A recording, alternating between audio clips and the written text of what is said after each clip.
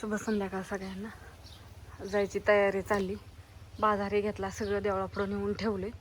तेवढ्यात आमची गाडीची चार्जिंग संपली म्हणून घरी आलो. गाडी चार्जिंगला लावली. बाकीचं सामान राहिलं होतं घ्यायचं. कोथिंबीर, कढीपत्ता, लसूण, कांदा आणि हे थोडं गव्हाचं पीठ आहे घरी होतं दळलेलं, ती पण चालवले. पिशवी भरून घेतली. बाकीचं सगळं देवळापुढं नेऊन ठेवलेले. चहाही पेलो. आता म्हणलं एवढी भांडे घासायची आणि गुरांचं काम आवरायचं. आत्या म्हणल्या मी तर गिनीगोल तोडती. म्हणलं भांडे घासून गुर आणून बांधावतं. आता हा व्हिडिओ संध्याकाळपर्यंत बघा. कसं काय काय काय जेवण, काय अमकं तमकं काय बनवायचं काय नाही. निमार्द साहित्य इथे निमार्द ठेवले. आत्या बापू गेले सगळे. ती गेलं, अण्णा गेला, मी ज्ञानेश्वर राहिली. गाडी थोडी चार्जिंग होती म्हणून. आणि माझं पण सगळं आवरलेलं आहे. का तर आम्हाला काढायची धार मला, आणि धार काढल्याशिवाय काय जाता येत नाही. सगळे गेले. हा घाल, मी ज्ञानेश्वरीच राहिलोय. आता गाईला खायला टाकलं होतं ना, मग तिने खाल्लंय सगळं. तर मग धार काढते आणि मग जाते. तुम्हाला तर आवाज येतो याच. गेले सगळे. ओराकतात तवर मी जास्त लगेच नाही ओराकणार. गाई पण ओराकते, तिथं झाला असं खाऊ. पटकीने धार काढली की झालं ओकेच. मग संध्याकाळपर्यंत एकदा धार काढून गेलं.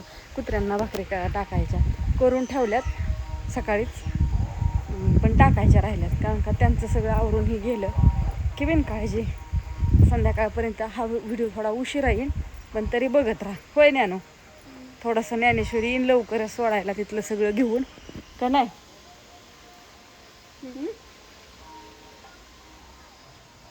घरात विचार की डोकं. लवकर नाही होणार.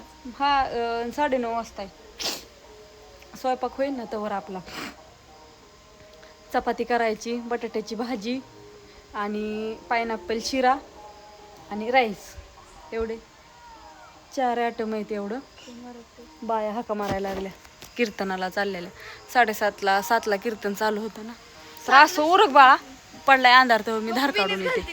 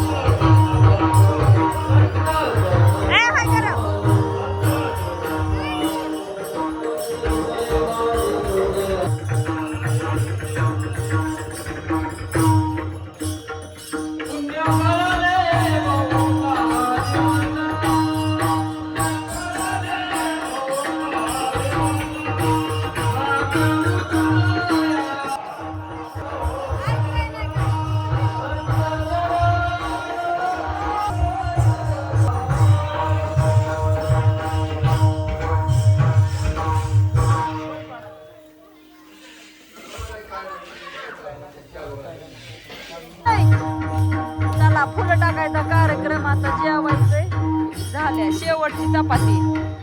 सगळी गेली पुढं. आम्ही दूध राहिलोय. झालं आपलं पण आता जेवायला बसायचंय मस्त. एकच राहिली या.